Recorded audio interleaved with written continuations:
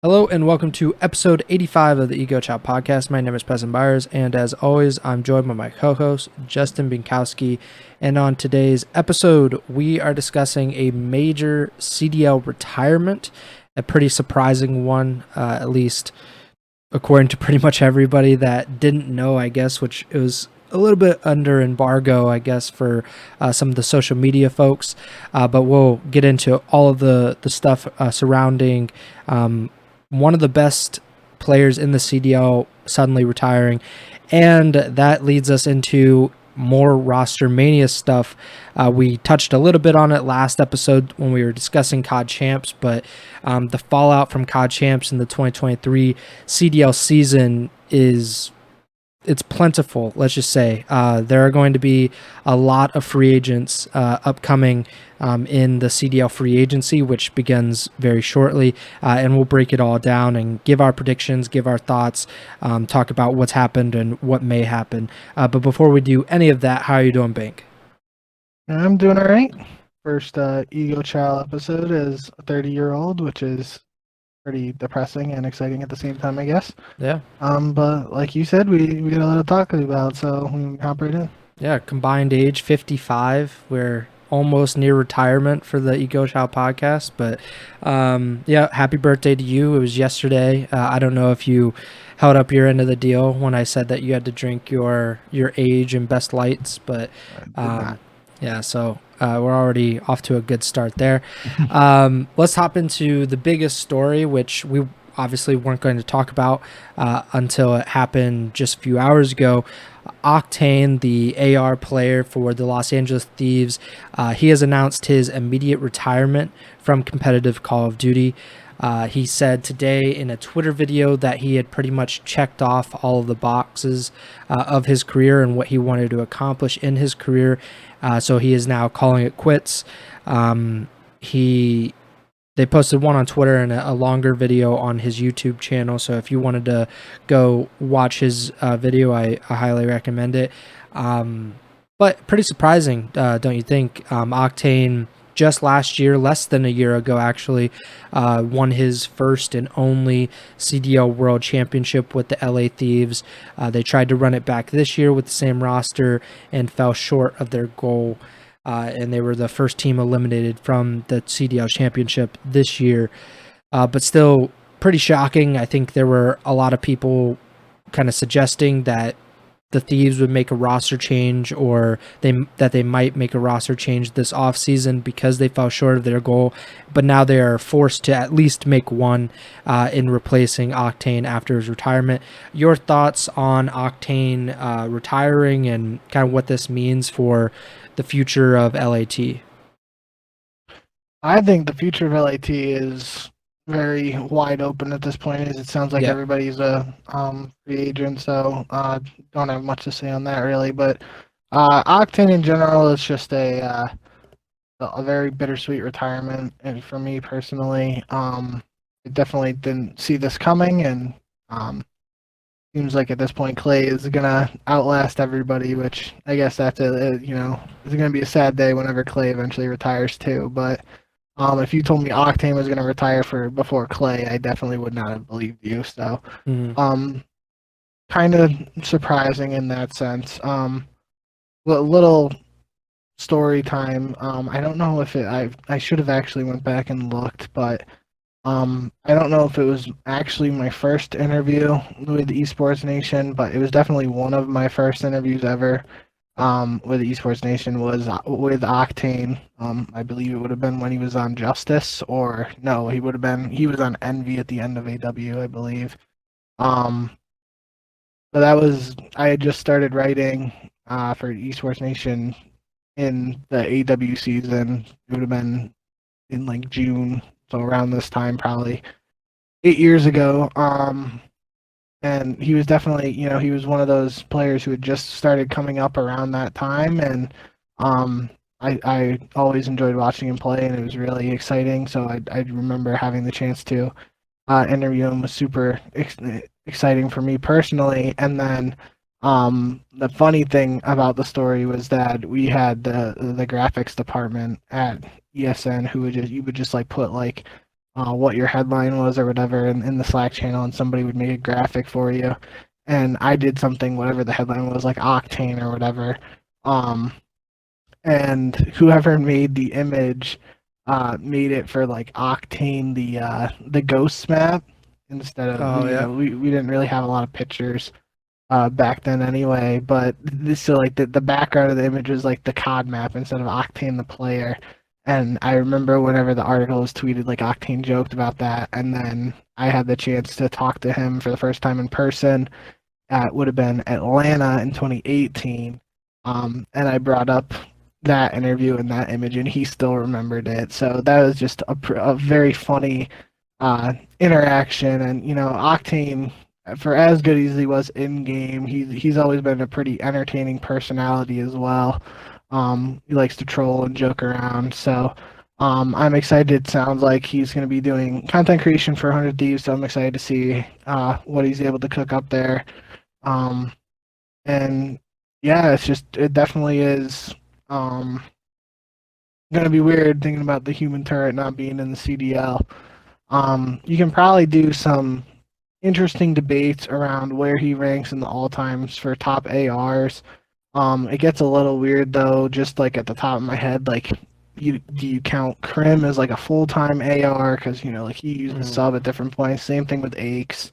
Like Formal, Clay, and Octane are probably top 5 ARs, regardless. And maybe Clay and Formal use the sub a little bit, but there were the jokes about Subtane and all that stuff over the last few years. But in terms of predominantly AR players in the history of Call of Duty, he's got to be top 5 without putting too much thought into it. Top 10 would be unquestioned in my opinion. So a very solid career out of him, and wishing him the best going forward. Yeah, you said most of what I was going to say, at least in terms of his legacy. It's unquestioned. He's one of, if not the greatest AR players. I think it was probably Black Ops 3, because I didn't really pay too much attention to AW. I just kind of, I don't know, like I kind of zoned in and out. But Black Ops 3 was probably the first time that I really took, I don't know, like I paid more attention to Octane. I think he was on Rise that year.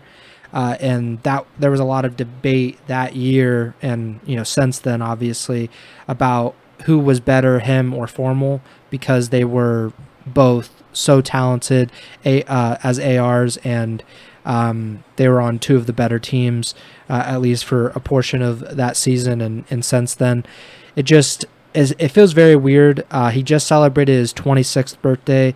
Obviously, like we talked about it a little bit, but how young Call of Duty players are, and esports pros as a whole, how young they are compared to traditional athletes. You look at somebody like LeBron, who's nearing 40. Of course, he is more of an anomaly about like how high level he is right now at his age, but there's still, there's not going to be a COD pro for a very, very long time that is in his late 30s playing at a high level. We've been talking about Clayster potentially retiring, or will he not? And he's only 31, I think, or 30. So like he's right at your age, but we've been talking about Clayster like he's some senior citizen for the last few years. And here we have Octane, who just turned 26, and he's announcing his retirement. Obviously this was not for a lack of skill or any talent deficiency. It just seemed like I'm kind of done. I've did this, I've done that, I'm ready to go. There's no point in me sticking around. And I do think, and I don't have any like proof about this, but I think that just how bad these COD games are in general is leading to like these premature retirements. Scump said recently that he's very likely never to come back to competitive Call of Duty, and for good reason. But he said that if there was an incredible game that was everything that he wanted, he would probably come back then. And I just think that's the the crux of the issue. There's not a lot of professional football players, professional basketball players, or even baseball players who willingly retire at 26. And those guys take physical abuse. They travel way more than esports pros do. Of course, the burnout is probably more severe in esports, just from you don't have a physical limitation, or the physical limitation is so much higher. You can't play basketball for 12 hours a day. You will probably die or completely ruin any cartilage in your knees or ankles. But you could play COD 12 hours a day, and that's at some point expected of you to kind of get better and grind out to improve. But I'll circle back to Octane as like one of the best AR players ever. Finally got his world championship last year after a few missed opportunities and just kind of disappointments. Of course, he was on the first 2 seasons of the Seattle Surge, where they were one of, if not the worst team in the CDL. And then he joined LAT in the first year. They won a world championship, and then they fell short this year. Just an unquestioned, very talented player. He got second in 2019 at the world championship as a part of 100 Thieves with Kenny, Slasher, Enable, and Priesta. He won several events, won some MVPs. Incredible career, but it sucks to see, like you said, not only one of the better players, but also one of the more entertaining players, and his personality was very entertaining. I think he's probably the most fined person in CDL history from those Seattle Surge days.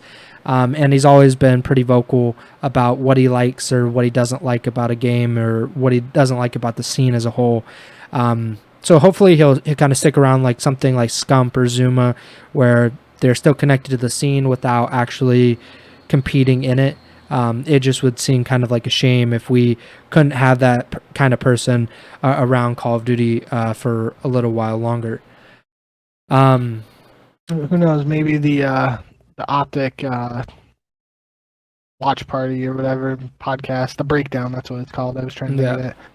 Maybe they expand a little bit and have the World War II team of Scump, Methods, Crim, and Octane reunited, and make them the 4-man squad on the podcast, and then they can go up against Zuma, Benjay Nassim, Aches, and Parasite. It'd be a sight to behold. I was thinking when you were talking about that, Scrappy's tweet, because he responded to Octane, and he said that he had pretty much retired 3 of the 4 of those OpTic World War II roster, because of course Octane is now the 3rd member of that team to retire this season, or in the last 6 months, with Scump and Methods retiring mid-season. Crim got out of the game before then, in the off season, but it is weird to think how many people have retired over the past like 2 or 3 years. And I think something similar happened when Activision got involved. What was that, Black Ops 3 with the Call of Duty World League? That was like the first time that they like really got involved in terms of like organizing events. And I remember TP and I think Merc both retiring that season. And I just think that's kind of how it goes. Like I just don't know if there's and we don't really know what the pay structure is going to be like this year, because I think a lot of people are expecting players to be on the minimum or close to the minimum, and that kind of leads us to the ROSTERMANIA discussion about this. Is Octane retiring? Obviously that leaves a vacancy in the LAT lineup. Kenny, Draza, and Envoy are they finished the season with LAT along with Octane. I guess we should start, because we're just going to preview ROSTERMANIA as a whole and kind of talk about these teams and what we think will happen with these rosters. But let's start with LAT now that Octane is retired. And you mentioned it, that they're all probably unrestricted free agents this offseason. What do you see happening with LAT's roster? Obviously 2022 world champions, one of the more popular more well-known brands in the CDL and esports as a whole with the 100 Thieves. Nadeshot is the owner. They have a lot of money, you would imagine. So where do you see LAT going this offseason in terms of roster construction? The most logical thing in my head is that they build around Kenny. It seems like, based on all the rumblings that have been going around in the community, that Envoy is getting offers from multiple teams. I've heard Draza's name floated around a little bit, but I wouldn't be surprised if like Kenny and Draza stick together and then they look for two. Which we can talk about later too. There's potentially some duos looking to stick together and could form a formidable squad with Kenny and Draza. So that would be interesting. But I just think, especially with Octane retiring now, like you could have said if Octane was sticking around, you could make the argument for building around Octane or building around Kenny pretty convincingly in either direction, I think. 100 Thieves did a 100 Thieves Hall of Fame, I want to say last year, it might have been the beginning of this year, end of last year. And the first three members were Kenny, Octane, and Someday from their League of Legends team. So obviously, if Octane is retiring, it seems only natural that they would want to keep Kenny around and try to build around him. But if everybody's unrestricted free agents, who knows what happens? I think obviously they won one tournament this year, but watching Nade on the Scump watch party at Champs, he was like pretty dejected, obviously, when the squad was getting eliminated, and he is one who wants to win. So I think if there's a situation where 100 Thieves can build a roster that he thinks is more competitive without Kenny, I guess I wouldn't be surprised if they go that route. But I think more likely than not, it's a situation here where LAT tries to re-sign Kenny and then go from there. Yeah, I think you're spot on with the fact that they should go with Kenny, as it's always good to have a base or somebody that you can kind of a pillar, so to speak, to build around. And Kenny, since basically he's turned 18, has been a guy that you would want to build around, dating back to Team Caliber and World War II, getting TK to the CWL World Championship Grand Finals, obviously losing to the GOAT, Patty P, but still an incredible player that has consistently, time and time again, proven to be really, really talented. And I think, honestly, I don't know what you do with this roster, because I think there was a lot of validity to bringing them back as a foursome for this season had Octane not retired, because I don't know, like on paper, I think they're as good of a roster as you can without just being like, we're going to grab Celium, Shotzi, Abizi, and Simp, and just put them on a roster. But as far as like a team goes, I think that they have it all. But now that Octane is out of the picture, does that open it up to maybe Dashy if he is not a part of OpTic's plans? It remains to be seen. Could you get someone like Scrappy or some player like that, or bring back Slasher into the Thieves family, because he was a part of LAT previously, and he was a part of the 100 Thieves roster before that. I'm not sure exactly where they go.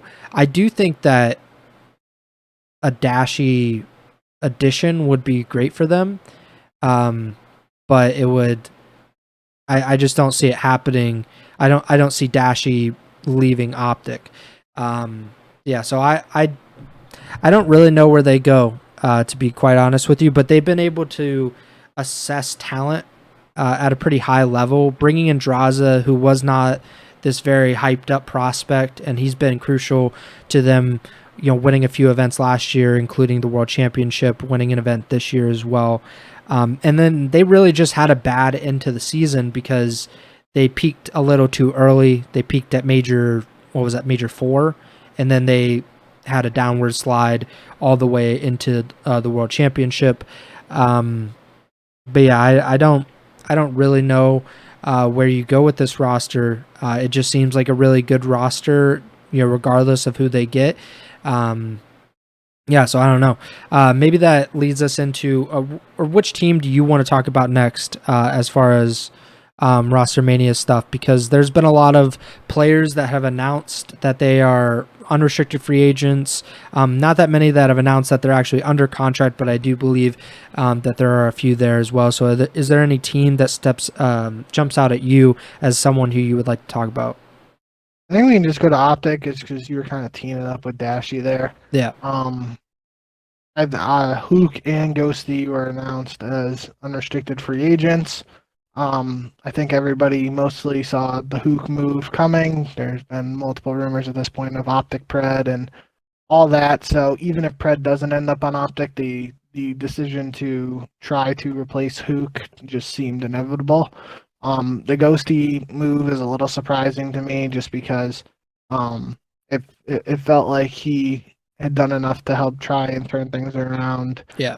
With that OpTic team, and I think I said it last time or the episode before that I could see it going either way, where they keep him around as that sophomore player, trying to continue to cultivate him, or if they just decide to move on. And obviously they're going with the latter, but I think I'll say his success, but obviously OpTic didn't win a tournament this year, so it's a little weird. But regardless, his performance, no matter how you look at it, is and could be a crucial stepping stone for any challengers players. Just, we talked about it when he was eventually brought on earlier in the season, is just like that first real rookie that OpTic has picked up since OpTic was OpTic. Because, even Scump, when Scump joined OpTic, he had that year on Quantic Leverage and Black Ops 1 where he was winning tournaments. So OpTic has never been known to really pick up a rookie. It's always been, players who have had at least some experience.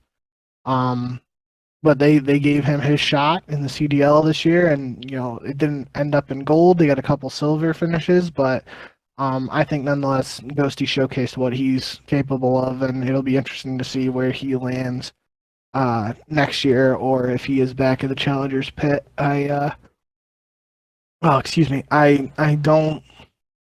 Obviously it's tough nowadays with 48 pro spots, not counting substitutes or anything like that. So I don't know what team Ghosty would end on. It's gonna come down to maybe some of his, what kind of relationships he's built up over these past few months, and who decides to want to try to form a squad with him. But regardless of that, I think he set himself up pretty nicely to potentially get on a squad for next year, and he set the stage for other rookies down the road to, not even only find a chance on OpTic, but just based on what he was able to do with this team, I think that puts a magnifying glass. Obviously, there have been other rookies and challengers players to get an opportunity, but I think for a team like OpTic to pick someone up and have that success, it kind of could, open the minds to other franchises and just see like what potential they have for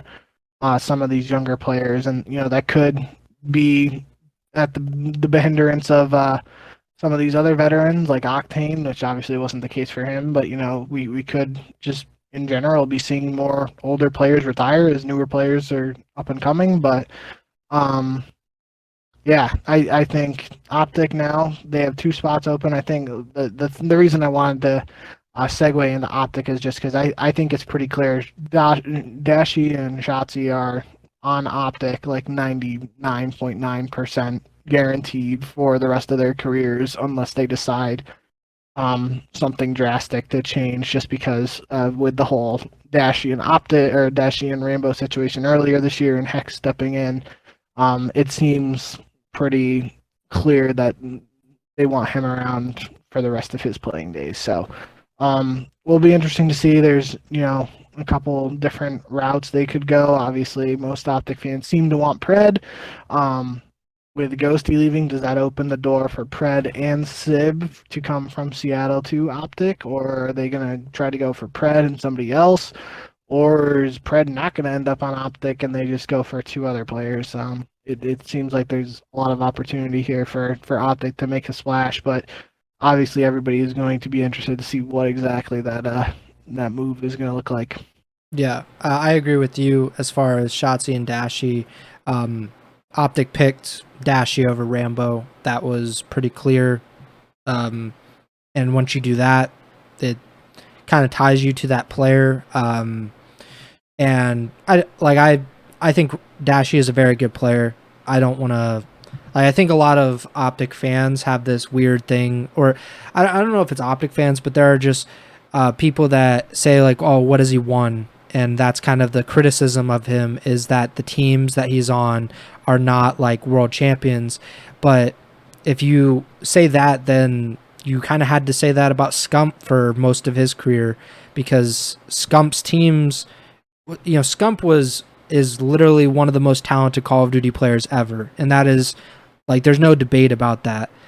But like for several years in his career, they underachieved, especially at COD Champs. Even though they won a few events before then, they came up short until 2017 at Champs. And honestly, Dashy, his teams have come up short, but there's always the chance that then they win one, and then everything changes. The narrative really just changes around them. And honestly, I think Dashy is an incredible player. Sure, he has probably some shortcomings, as all players do, but unless he is a complete detriment inside the team in terms of chemistry, I think the talent speaks for itself, and that's reason enough to keep Dashy around and see what can happen. As far as Shotzi goes, I think he's one of the most talented players I've ever seen. The movement is incredible. Aches was baiting earlier in the offseason that he's not a superstar SMG player for some criteria that only he could reason with, but it's obvious that he is a superstar, and he's someone that you want to build your team around. And I will say that, just take away all the OpTic stuff, this is really Envy. This team is branded as OpTic, but the organization is essentially Envy and OpTic. And Envy targeted Shotzi at a really young age to make sure that he could be on their roster. I believe that Castro said at one point that they paid like a really insane buyout for Shotzi to get him to the Dallas Empire. He was formerly on Splice, which is owned by the same company that owns the Toronto Ultra. So they had him, and they pretty much bought his contract and the rights to sign him. And I think that plays into this as well, that Castro, as I don't know his exact title, but I'm sure he is running or somewhat has influence on what's happening, and he paid a lot of money, or his company paid a lot of money to have Shotzi several years ago, and Shotzi repaid them with a world championship in 2020. He's been one of the best players pretty much since he became 18, and I just don't see anything changing in that regard.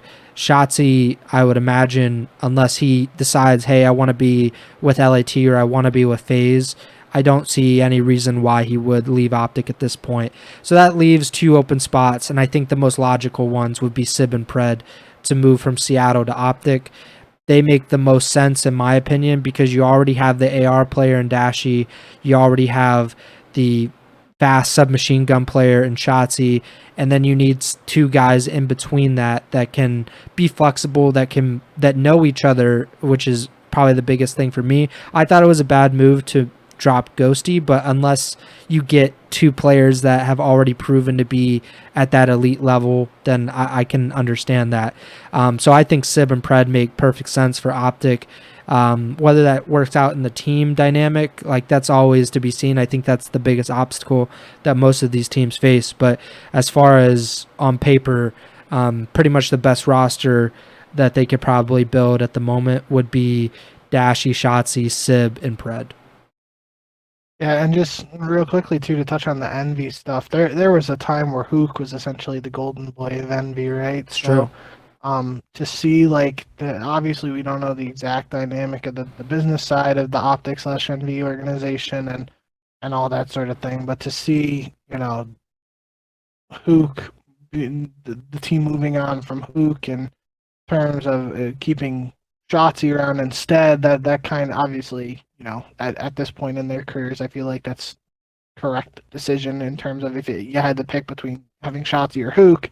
Although, Huke the Nuke definitely has his moments, but I think you got to go with Shotzi if it's a question of one or the other, which I don't know if that's the case here. And I'm rambling, but regardless, I just wanted to say, there was definitely a point where it didn't seem like Huke would leave Envy.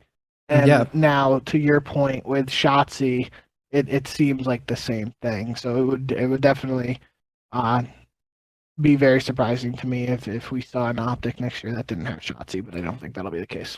I should also mention that I don't know anything about the dynamics with Shotzi and OpTic/Envy, but I also probably thought the same thing about iLLeY at some point, that he was a guy that he fit so well with that Dallas Empire roster, and then they moved into, they had to drop Clay and everything. But I didn't really see iLLeY and Shotzi kind of breaking up, or, they're not a relationship, but you know what I mean, not being on the same roster. But here we are, OpTic is almost, positively not going back to iLLeY at this point, and it just seems like they're going to go their separate paths. I thought it would be something akin to Simp and aBeZy with FaZe, the fact that they've been attached to the hip, essentially, at least for Simp's entire pro career, and it just doesn't seem that that's going to be the case anymore. I do think iLLeY fits with another team, and I put this in the group chat, and I don't know if it'll happen. I'm really excited for iLLeY to hopefully be a part of the CDL again, because he's one of the more exciting players. It's I remember watching him when he was 16, 17 and thinking holy crap, this guy is incredible, as is the case with all of the other United Cadets players that were all underaged and kind of just biding their time until they could actually become professionals. I think iLLeY makes perfect sense for FaZe. I don't think that it's necessary at this point for teams to target. If you already have a really talented AR player, I don't think it's necessary to target another really talented AR player. I could be wrong about that, but I think Cellium is probably the best player in the CDL. If I had to, even though Hydra won MVP, I would probably pick Cellium as my guy to fight off the aliens if the aliens ever wanted to play COD. But Cellium is ridiculous, and I think that he can be your AR player. You don't need a slasher who is reportedly a free agent as well. So I think iLLeY would fit perfect with that roster. He could slot in. He's not a main AR. He's not a fast sub like you don't really need with aBeZy, and he kind of fits in there. What do you think? You think iLLeY fits in with FaZe, or did you have someone else in mind? As we kind of assumed that the trio of Cellium, aBeZy, and Simp will be back, and the replacement will just be with a slasher spot. Yeah, so when it comes to FaZe, I have no idea what they're going to do. Mm-hmm. I just think they are in that position, like you said, with those three guys, Cellium, Simp, and aBeZy. They have the flexibility to go in multiple directions. They could pick up a sub player like Pred and move Simp to the flex, because that seems to be something that's being discussed in the community. We've never really seen Simp run a true flex, but at the same time, Simp is so talented that it shouldn't be an issue, and we saw him at times using the automaton and Vanguard on Gavutu and stuff like that. So, and in search and destroy players, some machine gun players will use ARs if they're holding certain lanes and something like that. So it might be a little bit of a rough transition at first if it were to happen, but that would be so much talent on that squad if it was Pred, aBeZy, Simp, and Cellium. At the same time, if they want to keep Simp and aBeZy as the sub duo, they could go for someone like Sib. Sib also has a slight connection with Atlanta FaZe because he was a substitute for one of the earlier seasons for the team. Obviously, didn't really get a shot to play, but he just has he would be the natural fit in my mind as a flex player because Cellium can just move full-time AR. And if for whatever reason, like there's like a 4 sub meta and you have Sib and Cellium, they both have those flex ability to where they could run, a third or fourth sub if there was ever a situation where that actually came up. So I really like the thought of Sib going to Atlanta. But I think it is intriguing too. There's a report earlier today of potentially Insight being a target. That would kind of be more of a replacement for Slasher in my eyes, as in Insight would be the main AR, Cellium would just stay flex, then Sip and Abuzi would stay subs. You could even there's rumblings of like with Toronto potentially trying to get rid of Insight and Kleenex. If Kleenex somehow found his way onto FaZe and it was Kleenex and Abuzi as a sub duo, that would be so exciting, and I can't even begin to explain how awesome I think that would be. But reportedly Insight and Kleenex are trying to stick together. They've been together since those like Singularity days back in Black Ops 3. Not Black Ops 3, that was Black Ops 4. They made it to champs. That's where the tissue was an issue and made his grand entrance in the global competitive scene. But yeah, I think just in terms of FaZe in general, they have massive flexibility here, assuming they want to keep the trio together. If for whatever reason they decided to move on from somebody else, that would be just a massive domino that would cause a landslide throughout this whole ROSTERMANIA thing. I don't see that happening. I think it's just going to be Simp, Abuzi, Cellium, and they try to pick up one. But who that one player is, what role they predominantly play, and all of that combined is just a big open-ended question at this point, and it's kind of exciting to think about all the different possibilities. Let's talk about Toronto because you kind of leaned into it. They announced that Hixie, you never really know like what the deal is, but they did the thank you Hixie post before free agency started or starts, and that typically means they're unrestricted free agents. So Hixie is not going to be a part of the Ultra roster, presumably, and Scrappy, you would imagine, is an untouchable, so to speak, because he was an all-star, rookie of the year, was, I believe, in the top 5 voting for MVP as well. You would imagine that he's not going anywhere, but I didn't really see Insight or Kleenex being moved or really thought about being moved at this point, but that doesn't seem to be the case. It does seem like they might actually move on from those guys as well, although I don't think anything's been confirmed on that front, while the Hixie thing has been confirmed. I have no idea what to expect with Toronto at this point. They surprised me last year by moving, coming in and bringing in Standy. That was the surprising part. I think we all imagined that that Scrappy would get his spot after a pretty successful year in the challenger scene. And I don't remember which player I thought would come up with Scrappy. I think it might have been Hixie, but it might have been another Toronto Ultra player. Mohawk. Yeah, Mohawk. That's what I thought. I thought that those two players would end up getting promoted to the CDL roster, and that wasn't the case. They brought in Standy, ended up benching, and then ultimately releasing Standy, and he ended up with the Las Vegas Legion during the season. And I just don't know what to do with that. I don't know what to expect out of this team or this organization. It's not Marky B anymore, which Marky B made a lot of the decisions in the years past, and then he went to LAG over last offseason, and now it's not that, and I'm not really sure what to expect. Do you have any thoughts or predictions for the Ultra as we get into free agency with them? I really don't. I have sung Kleenex's praises at times and even Insight, but definitely to a lesser degree than Kleenex, because I'm a big fan of the tissue. But I think that would just be a massive mistake if they were to move on from those two. Um, if they do, though, it sounds like there's like rumors of them potentially trying to do it as like a cost-cutting move and potentially bring in 3 more rookies on a lower-end salary to surround Scrap with. So that would definitely be interesting if that was the case. But yeah, I don't know what Toronto's going to do. They've just had success with finding all these players, though.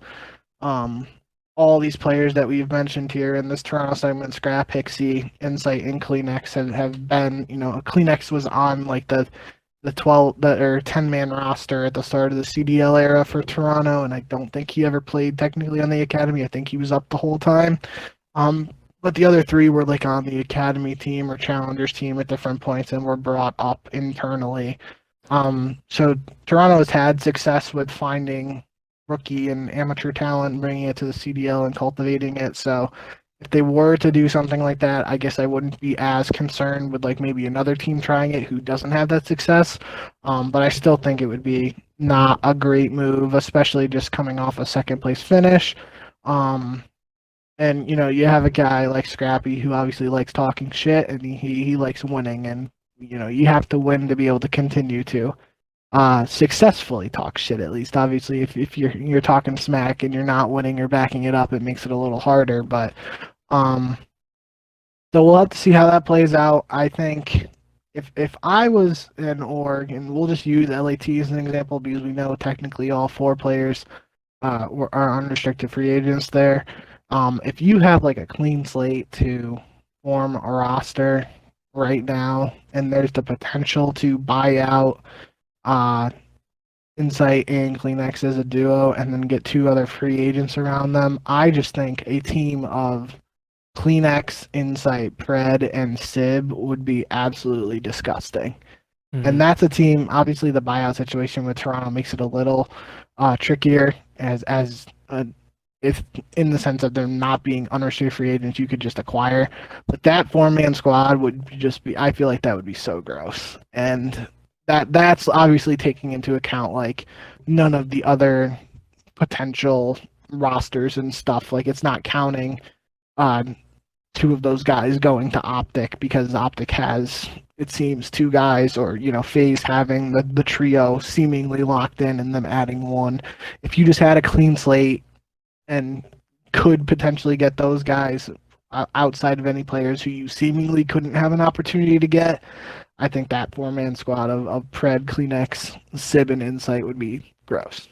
Yeah, I'm looking at Jacob Hale's spreadsheet right now, and he's kind of compiled what he knows or what he's heard about these rosters and their contract status. And he said that Scrappy, Kleenex, and Insight have all been extended or re-signed. I believe they were all on 1+1, so they got picked. Their options got picked up. And I just don't know how many teams are gonna they're gonna bite if it seems like a lot of these teams are kind of cutting costs as much as they can. They're not spending as wildly as they may have in 2019 or 2020, like before the season or before the first season or even after the first season.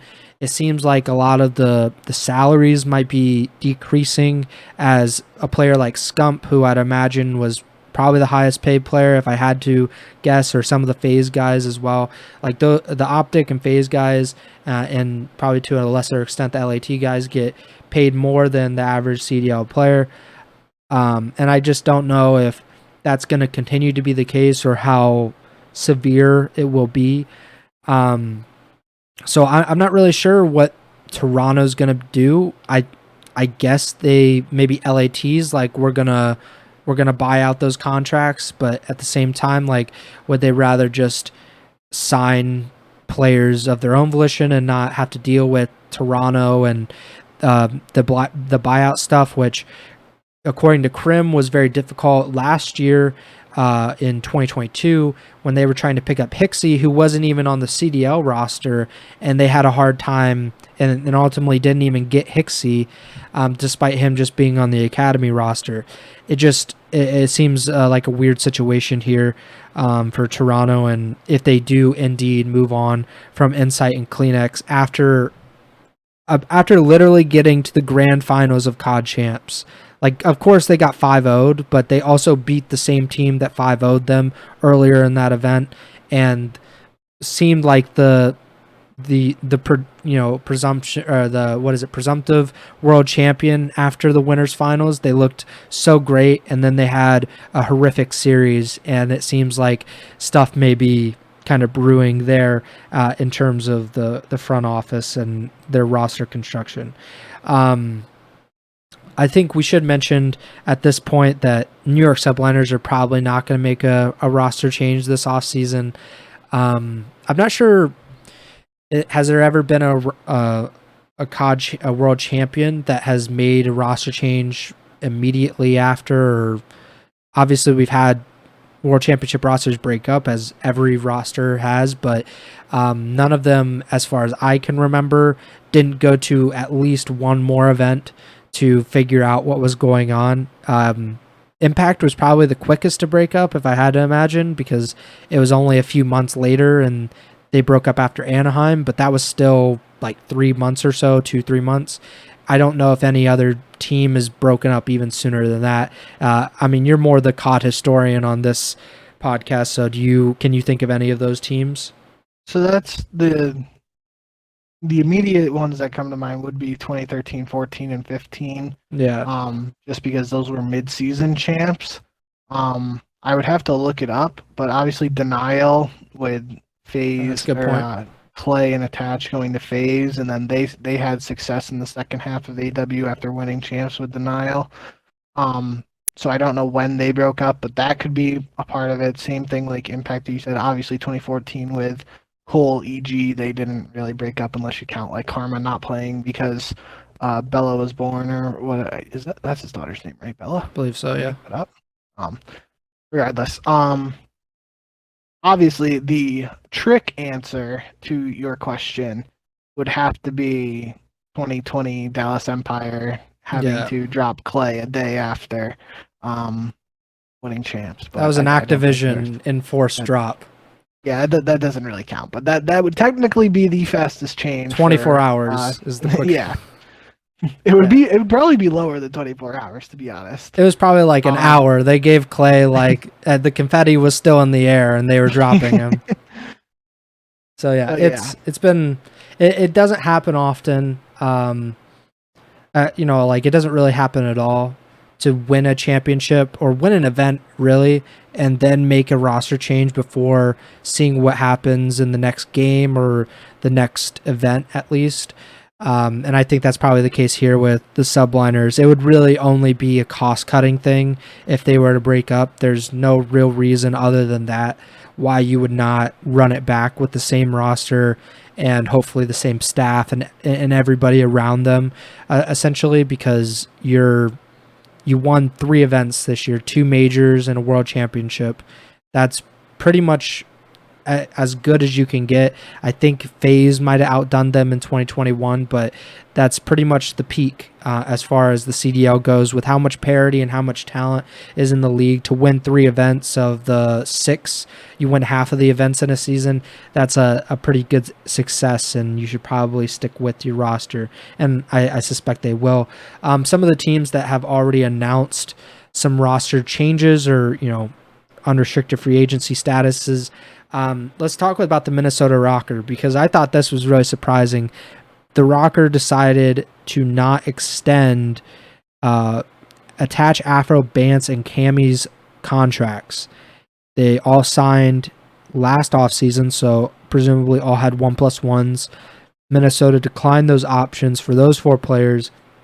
Fame, who was on their academy roster and then got brought up midseason to replace Attach, and then Attach ended up coming back for Afro. Fame's contract was already expiring. He's an unrestricted free agent. Saint, who has been with the team as the general manager and head coach for the last 4 years, close to 4 years. He was announced as getting released. I think he was the first official roster change of the season. Technically not on a roster, but he was the first change. But he's out. So the head coach and GM, all 5 players on the roster are all unrestricted free agents. I've seen a few of the content creators around the Minnesota RØKKR also announce their departures. This gives me a very eerie feeling personally that something is happening with Minnesota or the structure of the organization. Not necessarily just like ceasing to exist, but more so that they don't really want anybody under contract as they go through a transition, whatever that may be. That might just be me being paranoid, but when everything seems to be kind of leaving and nothing coming back, and especially since they did make champs this year, despite not having a great result at it, it was an improvement over last season. What do you think? What's your vibe that you're getting from the Minnesota RØKKR's offseason moves? No, I don't think I have an eerie feeling. I think it's kind of, I have the same vibe as you in the sense of with the reports of Minnesota potentially looking to sell or find a new partner, these moves just kind of make sense, right? Like if you're looking to sell the team or, work with somebody else to, go in a different direction or whatever, it makes sense to have almost a clean slate and go from there. It would be a little bit different if, let's just say hypothetically FaZe was going through a situation where they wanted to, potentially sell their spot or look for somebody to go through. I don't think they would clear house when you have 3, the best players in the world on your team. But Minnesota, although attached, we've talked about him as a great player and the great face of the organization from like a content and personality standpoint, as well as on the server. Outside of that, it makes a sense for me with the questions around the organization and its future that they decide to do a squad wipe here and almost have a clean slate going into potential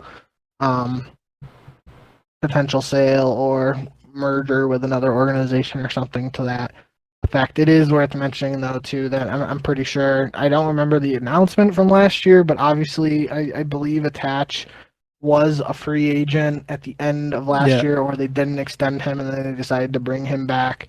So this doesn't necessarily mean that these players are all gone. They could potentially re-sign them to new deals, and as you've mentioned, some orgs might be looking to reduce salary costs and stuff like that. So if that is what is on the mind of the organization, they could potentially be doing that and trying to lower the contracts and salaries of these players, but they still want to keep them around, so they just didn't extend them and they plan to re-sign them. Don't know. That's obviously speculation. We'll just have to see what happens here. But Minnesota is one of those organizations that, kind of, I guess I was doing that pred SIB insight and Kleenex, like dream roster sort of thing. If they have a clean slate and they want to fully invest and dive in, that they could be a team that would like make a push for a roster like that. I don't know if they will, obviously, with the reports on the business side and questions there, but the possibilities are almost endless when you have a clean slate like Minnesota seemingly does at this point.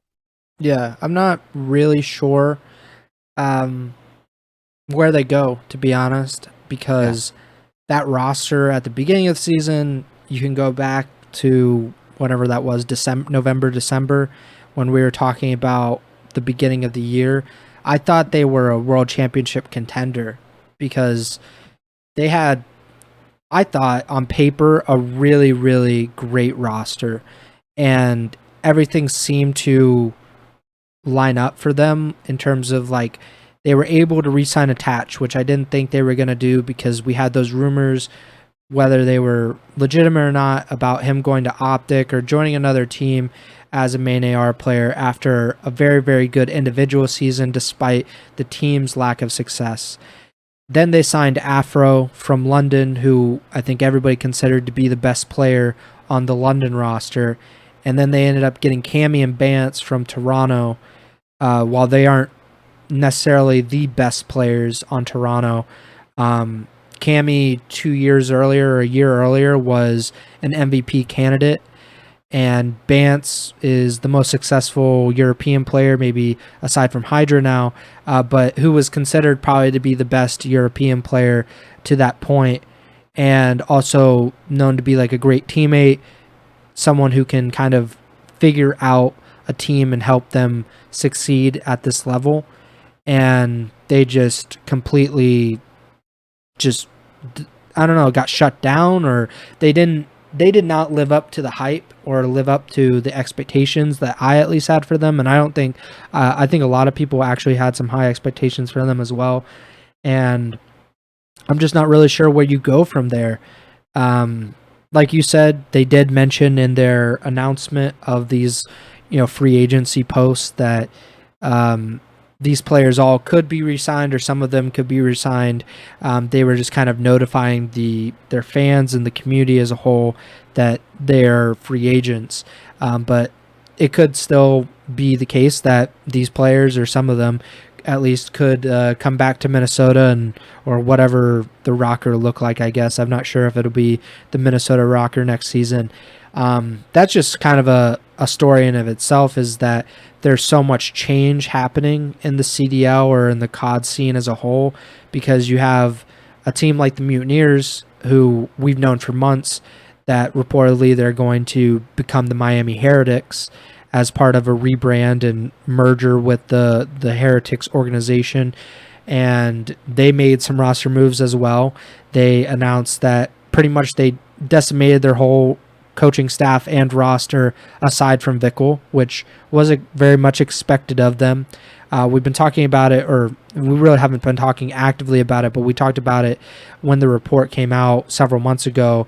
They're going to build an all-Spanish roster. It seems that they already have that roster lined up.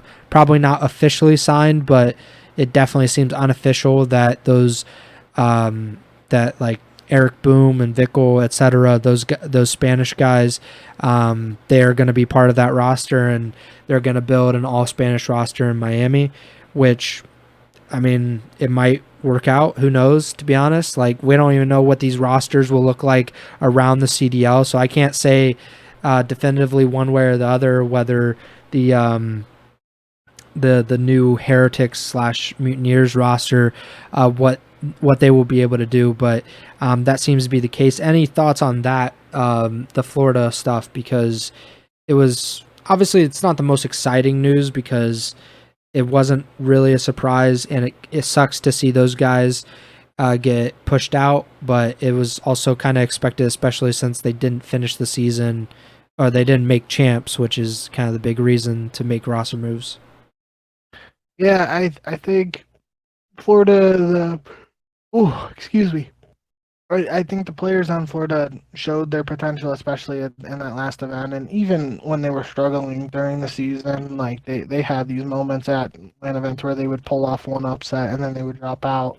I think, fellow Havoc, Capsule, and Brack are players who all certainly have the potential to compete in the CDL, but at the same time, they are all players who have the potential to be starting next season in Challengers. They kind of feel like those guys who are going to be on the fence of whether they get picked up or whether they have to fight through the pit again. So it will be interesting to see where these guys end up if they do get another opportunity with another team, especially someone like Brack, who I've talked about multiple times on this podcast now.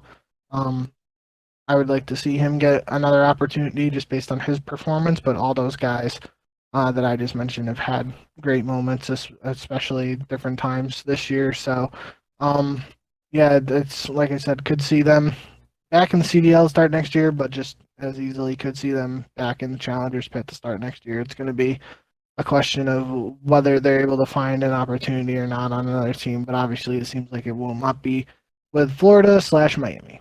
Yeah. I don't know if I mentioned Havoc, but Brad Capsule, Fellow, and Havoc are all free agents now, and Willett and their analyst, who I cannot think of off the top of my head, also I think got released.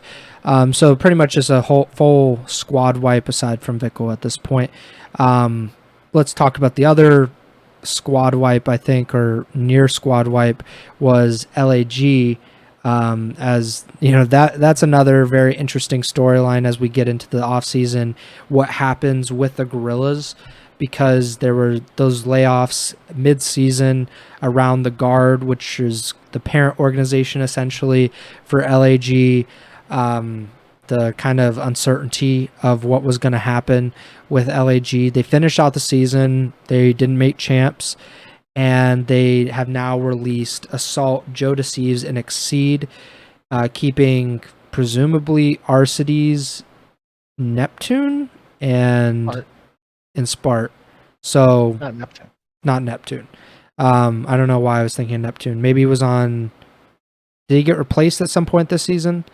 Yeah, he was on LAG, but Spart and Arcitys were the two guys who signed those 3-year deals last offseason.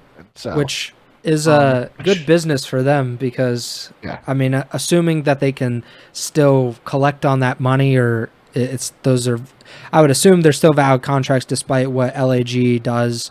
I don't see why that would actually change things, but they got those contracts, and they seem to. I would imagine that they're going to be restricted free agents, or maybe whatever organization.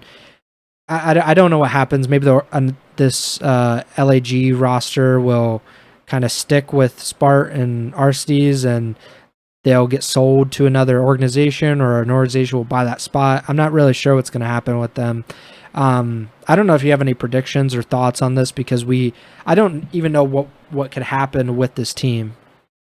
Yeah, I think it's similar to Minnesota. We're going to have to wait to see what happens on the business side first before roster moves start to form. But I've been seeing some stuff on the timeline, and it seems like the community thinks that like potentially Arcitys and iLLeY are a team of 2 right now, trying to find 2 more. Obviously, that's not set in stone, but that would be an interesting move for iLLeY to go back in. You would presume, based on what we've been talking about earlier, if that is the squad, you basically have your ARs locked in there with Arcitys and iLLeY, and then you're looking for 2 sub players, or a sub and a flex if you think iLLeY goes to a sub or whatnot. But that would be interesting if that's iLLeY's avenue back into the CDL and what LAG does from there. But again, I think this is a case where we're going to have to wait to see how the business side of things play out. It is worth mentioning Kroenke, the owner of the Guard / LAG, all that stuff, just did win the NBA championship with the Denver Nuggets, so maybe some things have changed since the reports and the layoffs earlier in the year, but that's just speculation. Maybe he found a few extra pennies in his couch that he can afford to throw to LAG. Yeah, I don't imagine anything will change on that front, but fingers crossed. Our favorite team, the Las Vegas Legion, every one of their players has now announced that they're unrestricted free agents. TJ and Temp both announced today. Standy, I believe it was yesterday. Clay sneakily did it like right after champs. He announced it pretty much last week, and I didn't see that at all until I started making the article for .esports, which, by the way, you can go to .esports.com and check out our list of roster changes, the confirmed roster changes this offseason.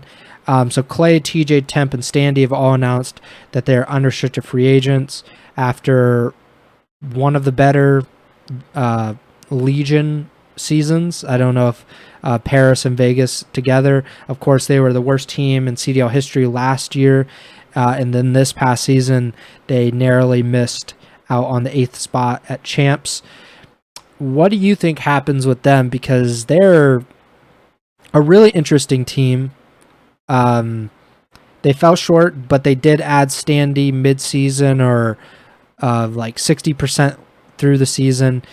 And they seem to be one of the top 8 teams heading into champs, but I think they had just kind of dug themselves too much of a hole and didn't capitalize on some of those late season moments. So where do you see the Legion going in this offseason? Yeah, I must have missed it because I was looking earlier and I didn't see Temp's announcement. It happened So just a that's a few hours little ago. okay. Well, that's a little surprising to me, just because Temp has seemed to be that cornerstone for Paris slash Vegas over these last couple of years. There are rumors going around that potentially Clay moves to Boston and gets signed by the Breach.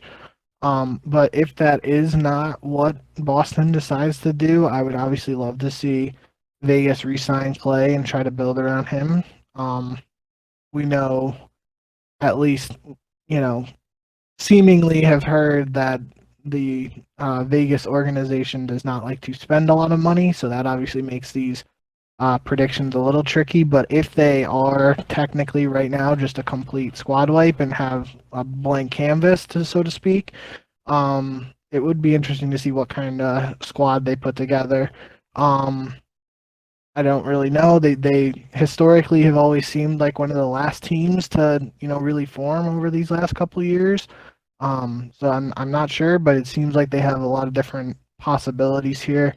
And who knows, maybe they do just end up re-signing Temp to a lower contract or something, and they go that direction if Clay goes elsewhere. Um, but yeah, it could be uh, a while before we hear anything from this camp, just based on historically what has happened with Vegas slash Paris in off seasons. It was last season that Breach, they were reportedly negotiating with Clay. There was something with Boston and Clay last year, if I'm not mistaken, and I don't know. I tried to look it up, but I couldn't find it. But I'm almost positive that there was some rumor report last offseason that Clay was talking with Boston and Vegas, and he obviously ultimately went with the Legion. But I'm not, I can't find it, so I don't want to definitively say it, but I seem to remember that.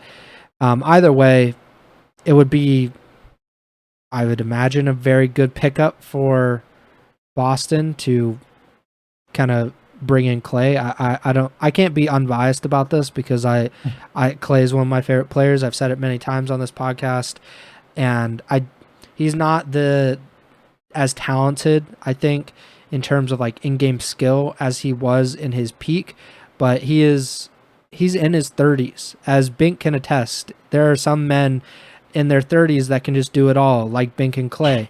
But no, I think that in game he's not as dynamic or as like otherworldly as he might have been in the past.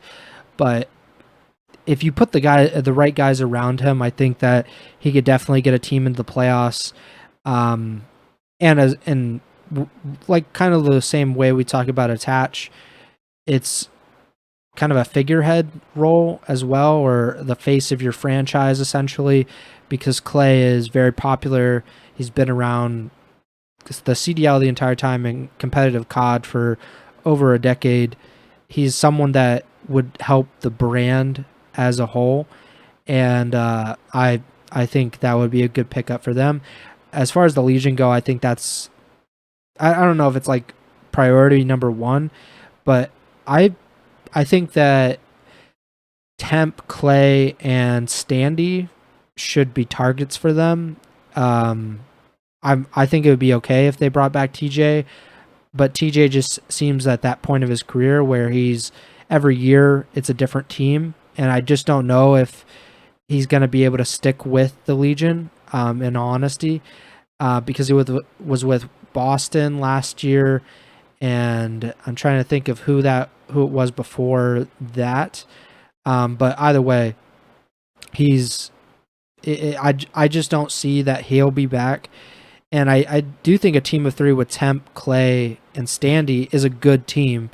And it just kind of depends on what they can, or we always talk about like what they're willing to spend, but I'm not sure where they go from there. I don't know who they pick up at that point. Slightly off topic, but Yeah. not really.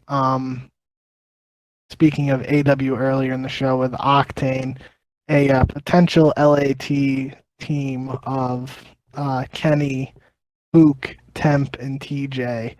All of those guys at some point have been on LAT. I can't remember together in different times, I don't but think so. that would definitely be an interesting. All those guys were essentially like the young kids during the AW season, and they had to wait for the 18 age limit to come into effect for them to return to professional Call of Duty. If a team like that did happen, that would be just a bit of nostalgia. But yeah, I think for Vegas they have multiple avenues they could go in, and then Boston, if Clay is potentially a target. The guys on Boston who were rookies this year, and Beans, Kremp, and Snoopy, depending on their contract situations, it could be a situation where you bring in a guy like Clay to try to mold some of this young talent. I wouldn't mind if Boston went in the direction of having Clay and Snoopy, and then they look for two while keeping Beans and Kremp in the academy in case midseason stuff comes up again. Yeah. Let's talk about Boston because they also announced some restricted or unrestricted free agents. Awakening, Vivid, and Nero are all unrestricted free agents. Not too surprising about Vivid or Nero because they ended the season on the bench. Big Wake is somewhat of a surprise, I think it was obvious that there were going to be changes. They weren't going to stick with this the end of season roster going into next season. They did end up getting top 6, which they tied OpTic for top 6. So that's something to kind of take home. And that was an $80,000 prize attached to top 6 as well at champs. Second straight season that Boston has made the the playoffs or the world championship, whatever. They've been in the top 8. They haven't necessarily done very well when they get to the 2 champs, but still, I mean, it's very impressive that, especially last season, because we talked about it, like they didn't have a ton of time and not a lot of options at their disposal, but they kind of cobbled together a roster and were able to make champs. This season, I'm a little less forgiving because I mean, they did my boy Vivid wrong, and I think I just think it's crappy the way that it went down. I don't know Vivid at all, but I like the way he plays. I think he works as a player, and to see him get benched right before champs, which is very odd. Like, it doesn't happen very often that players get benched literally between the last event of the regular season and then before champs. And I think they had to do it through a loophole because Snoopy had not been on a CDL roster, or he had not, like, I don't think that they could have just brought up, like, I don't know, like, who's a CDL player that got benched, like Neptune or something, I don't know, like one of these players. So, I think Snoopy is a good player. He seemed to be pretty impressive at champs. And I think your suggestion of something like Clay and Snoopy and just kind of figure out the rest would be good. Clay has been good at molding these young players. Maybe they'll get the Hydra route. And I mean, I got to look at it, but most of his little proteges have turned out to be world champions and MVPs because we have also Simp and Hydra now. And I guess you count a Beezy is there too. I don't know who else. Arcitys and Pristini. Yeah, I would count that. There's quite a bit. He seems to. I mean, I'm just making a case for Clay to retire and then become some GM and coach for whatever team he wants at this point. But you said, Clay can kind of slot into this roster. Any predictions on Boston? No, I think it's really tough, especially if Beans, Kremp, and Snoopy are all technically under contract or whatever. It's tough to predict exactly what they're going to do, who would be in the main roster, who would start in academy, that sort of thing. And obviously unrelated directly to what we're talking about now, because all indication seems like Clay's playing again. Yeah. But he did do a phenomenal job on the desk at Champ. So even if he didn't get an opportunity to coach or be a GM, whatever the case may be, I think he definitely has a future potentially on the CDL broadcast talent. Yeah. I mean, I always thought that he would be pretty good at it. I don't think he has like a real desire to be like a full-time content creator. That just doesn't seem like his speed. But something related to competitive COD I think is necessary for him, whether that's behind the scenes or kind of on camera or in the front office or a coach or something. There seems to be some kind of avenue for him whenever he decides that he's had enough of grinding these really bad Call of Duties. The only last roster that has announced anything, Asim and Nasty are no longer, or they're unrestricted free agents. They spent the last season on London. Not much to really say about that. I think that was pretty expected. I think the biggest thing is that are they rebranding or moving to Charlotte, which I think it was the Sports Business Journal. It made it seem very vague of like they're moving their headquarters to Charlotte or whatever the report was, which was like, yeah, they already play there, so it's not a big thing. But I do believe that they're expected to rebrand and kind of attach themselves to Charlotte or North Carolina or something rather than London. Is that correct? I think that's the report. Yeah. I think someone was saying they were playing this last season in LA, but regardless, that London as a franchise have played in Charlotte in the past. I think that's where their headquarters was previously. So it makes a little bit of sense from that angle, but we don't really know too much details around that or what's going on. It would be a pretty big loss for the European community if, a year after losing Paris, they lose the final quote unquote EU franchise. Then you have a question of, does Miami count as a Spanish team? And you still obviously have some EU players in the CDL, but you wouldn't have like a quote unquote European franchise like London or Paris or Spain. So definitely some major implications there. I think that's another case where it might be a while before we hear anything from London/Charlotte, depending on the business side of things going on there. So I'm looking through this this report by the Sports Business Journal, and I think the biggest thing that pops out to me is that they have backup plans that include Mexico City, Chicago, and Washington, D.C., which, I mean, the Mexico City one is the more interesting of those, just because it's like, what? Like Mexico City? Like you're moving your London franchise to Mexico City, and it's not like Activision, just get rid of the cities. They mean nothing. They are absolutely worthless. Like, there are very few teams that have their, like, I think it's like half the teams are based in their home city, attached to their name, but they don't play events there very often, at least. Like, you went to the Boston major, so Boston has held a major. I think they might have done that 2 seasons in a row, maybe just one, but they had a Challengers event. New York had to pull out because of sponsor issues, and then they ended up it was hosted in Columbus, which I'm fine with. If you want to host all the majors in Columbus, I'll go. But you're like, you're allowed. Yeah, but I wasn't. But the season or the cities don't matter, and it's time to get rid of them.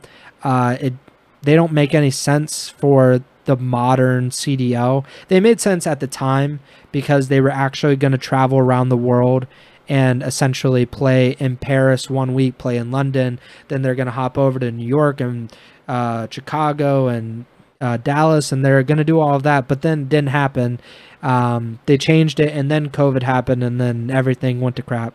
I think we just need to move away from the cities altogether because it was kind of a sham to call them the London Royal Ravens these last few seasons when they have very few actual English players on their roster. They don't really have any other connection to London. They don't play from London. They don't have any real, like, and they're not the only ones, because we saw it with the Legion. They've had no French players. They had Brezzy in 2020. He never played for them. He never started, and he's been the only French player. And they were in Paris for 3 years. I mean, I don't really have a problem with them calling them cities if they play in their actual cities, but it just seems very weird, and I think it limits some of these teams because like who's gonna root for the Miami Heretics if you're not from Miami or if you're not now Spanish or something? Like I don't think it really makes a lot of sense at this point. I don't really have a team because I'm from Ohio. There aren't any Ohio teams. I guess Dan Gilbert invested in 100 Thieves, so maybe LAT could be a connection. There are a few players and coaches. I know that. Who is it? One of these coaches is from Ohio as well. But like there isn't really a connection for me locally to root for any of these teams. And I'm sure I'm not the only one because there's only really one Midwest team, and that's Minnesota. And I'm not rooting for a Minneapolis team. Like there's no reason for me to, unless I really like the players. And that's why I've pretty much been a Legion fan. And I previously would like kind of root for the Empire because I kind of liked the players, but there's no real connection with anybody, and I think that it probably just needs to change at this point. I thought you were going to say LAG. Yeah, I'd rather not speak about those times. They're very dark. But yeah, there are times that I have rooted for several different teams or different teams depending on the podcast, kind of how we talk about them. And yeah, that's kind of my rant. I just don't think it makes sense at this point. But we'll see what happens. I don't think it really matters in the Overwatch League either, but they've kind of stuck to it as well. Anything else that we wanted to talk about? It's been a little bit of a longer episode, but that's kind of what you expect probably when we're talking about ROSTERMANIA stuff. And this is more just the preview because we have no idea what's actually going to happen. I don't think some of these teams have any idea of what they're actually gonna do essentially, because I'm sure OpTic thought earlier in the season that they were going to get pred, but then Seattle didn't give them pred. And I think something could happen with a few of these other teams. They think something's going to happen. They think they're going to get this one player, these few players, and that just never, it doesn't work out. Like I think the best example of this was before the first CDL season, it was supposed to be Envoy and Arcitys, I believe, signing with Seattle, but they ended up not getting the contract before the Huntsman, aka Real OpTic. They jumped in, and Arcitys and Envoy ended up with the Chicago Huntsman, and Seattle ended up with one of the worst teams in the CDL that season. So that's just kind of the way ROSTERMANIA goes. It's pretty unpredictable, and I think it gets even more unpredictable as we kind of get through these years because we don't really know how the pay stuff is going to go or which teams are going to really offer big contracts. But was there anything else that you wanted to discuss before we get out of here? I just think the only team I think we didn't directly mention is Seattle. It seems like every indication is that all their players are unrestricted free agents. The interesting thing for me with Seattle, and I guess similarly as LAT, is that Seattle's GM, if he is still with them, is now Revan, Bobble, whatever you want to call him. Whereas LAT's GM is Novus, who was the guy who was the GM for Seattle previously when Seattle made those moves to get Pred and Sib in that roster. He moved to LAT after LAT won the World Championship, so he didn't really have to be like a quote-unquote GM, or at least in my eyes, he didn't have to do anything because they didn't change that roster, right? Yeah. But now with LAT having theoretically a complete unreleased roster too, maybe there's a way for Novus to have that past connection with Pred and Sib and get them to LAT. At the same time, this gives him another opportunity to show what he's capable of as a general manager in terms of scouting players and potentially, because Pred and Sib really were challengers players. He gives them that opportunity, not just him, obviously, but he has to have some role in getting them on Seattle, and then the rest is history from there. Whereas this, in my head too, because Revan technically joined Seattle last year where they had that roster already set, this will be his first chance to quote unquote build a roster. So that's just an interesting aspect in my head. Yeah, it is interesting. We'll see a few of these teams kind of make their first roster change in a while. Seattle, of course, didn't make a roster change. LAT will be forced to make at least one change to replace Octane. I mean, we're going to see some really busy GMs this offseason. If Minnesota, like, regardless of, even if they brought back literally every single one of those players, I think it's going to be a pretty busy offseason for them. Florida, maybe the work has already been done there. But I think a lot of eyes will be on FaZe, OpTic, and LAT because those are the three most popular teams. And OpTic has 2 openings. No Scump. First off season without Scump in a long time.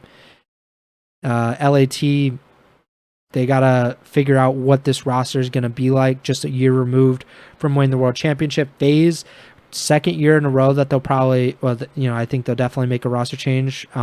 Which I was pretty heavily in disagreement with last year's roster change. They ended up winning an event. They ended up with the number 1 seed heading into champs, but then again fell short. But also the first time that FaZe hadn't been in the grand finals of champs since the CDL started, and the first time Simp had never been. Yeah, he's never been not in the grand finals until this year. So a lot that will change certainly. Really, I hope that there's some news this week, this coming week, because we've just been getting like, oh, these teams are targeting this player, or they've had talks with this player, and I want some more concrete information about how these teams are going to approach ROSTERMANIA and how they're going to construct their rosters. But we'll see, I guess. Something to always keep an eye out, and maybe it'll drive traffic to that news article we have on .esports.com because people are very interested in ROSTERMANIA. Anything else that you had before we get out? So make sure to like, subscribe, follow the podcast wherever you're listening or watching on. Apple Podcasts, Spotify, YouTube. Make sure to give us a 5-star rating on Apple Podcasts and Spotify, and a thumbs up. Like the videos, share the videos on YouTube. We said it before we started the show, but our latest YouTube video, I think, is our 4th or 5th highest viewed video. And the one before that is probably going to be our 2nd most viewed video ever. And we've been uploading these for 2.5 years now, I think. So it's been quite a long time, and now we're getting a lot of views compared to what we were in the past, and I really appreciate that. The podcast numbers are also really good compared. I think this was officially our best year as a podcast. I think from a quality perspective, I think we were we've been working together for 6 years now or something like that, but we've only been doing the podcast for a few years, and I think this was the best from a quality perspective. The numbers, I think, are just obviously the best from this season, whether it was YouTube or from the actual podcast. So I think we say it a lot, but thank you guys for the support, because it's really there's a lot of COD podcasts out there, much more famous people, not as good looking, but much more famous, with, the Flank and the Breakdown with Scump and stuff, and some other ones as well.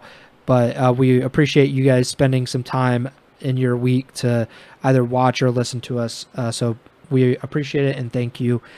Make sure to follow us on Twitter at jbink with 2Ks, at Preston Byers. Podcast Twitter's at Ego Chall Podcast. And next show will be next week, presumably. If nothing happens, we might not. If something does happen, we probably will, especially if it's something big that we need to talk about. The off-season podcasts are always a little weird. We never really have a set schedule as far as a weekly basis. I do want to be a little more consistent than we were the last 2 seasons, but it's also kind of hard to stay consistent when there's pretty much nothing to talk about. Maybe Bink and I will debate one of these episodes about, I don't know what he really disagrees with me about, because I'm usually right, but I'm sure there is something. But yeah, that does it for me. Bink, take it away. Yeah, thank you guys, like Preston said, for all the support. I'll talk to Preston after we get done here, but obviously next week is 4th of July for in the U.S. too. So if for whatever reason we don't do a show before the 4th of July, happy 4th of July to all our U.S. fans and that sort of thing. Hope you guys have a safe and happy holiday. But other than that, yeah, it should be an exciting period of ROSTERMANIA, and we're looking forward to breaking it all down for you and talking you through everything that as it happens. So, you know where to find us if you're listening or watching, and we appreciate that. So thank you guys again, and remember to send the chow.